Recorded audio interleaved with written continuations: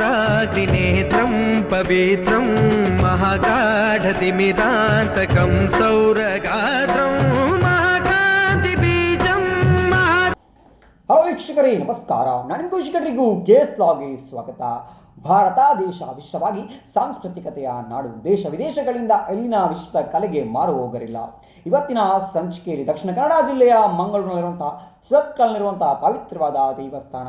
ಸುಮಾರು ಮಂಗಳೂರಿನಿಂದ 17 ಕಿಲೋಮೀಟರ್ ಕ್ರಮಿಸಿದಾಗ ಸಿಗುವುದು ಕೊಡಿಪಾಡಿಯಲ್ಲಿರುವಂತಹ ನಾಗಬ್ರಹ್ಮಲಿಂಗೇಶ್ವರ ದೇವಸ್ಥಾನದ ಪವಿತ್ರತೆಯಿಂದ ನೋಡುವ.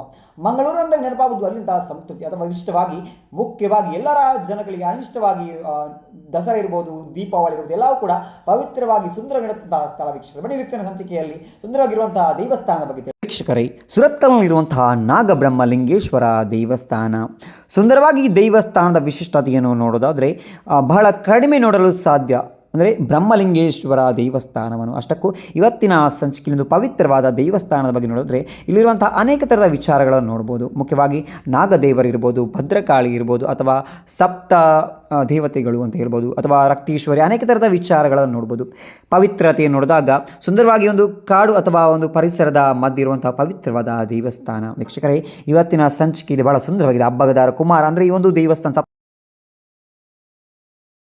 ಇನ್ನು ಮುಖ್ಯವಾಗಿ ನಾಗರ ಪಂಚಮಿಯೊಂದು ಬಹಳ ಸುಂದರವಾಗಿ ದೇವಸ್ಥಾನ ಅಲಂಕೃತವಾಗಿ ಪಂಚಮಿಯ ಸೇವೆಯನ್ನು ಕೂಡ ಮಾಡಲಾಗ್ತದೆ. ನೋಡಿ ವೀಕ್ಷಕರೇ, ಇವತ್ತಿನ ಸಂಚಿಕೆಯಲ್ಲಿ ಬಹಳ ಸುಂದರವಾಗಿ ಒಂದು ದೇವಸ್ಥಾನದ ಬಗ್ಗೆ ಹೇಳಿದೆ. ಈ ದೇವಸ್ಥಾನದ ಬಗ್ಗೆ ಇಷ್ಟ ಆಗಿದ್ದರೆ ಲೈಕ್ ಮತ್ತು ಸಬ್ಸ್ಕ್ರೈಬ್ ಮಾಡೋದನ್ನು ಮರೆಯಬೇಡಿ. ಎಲ್ಲರಿಗೂ ಧನ್ಯವಾದಗಳು.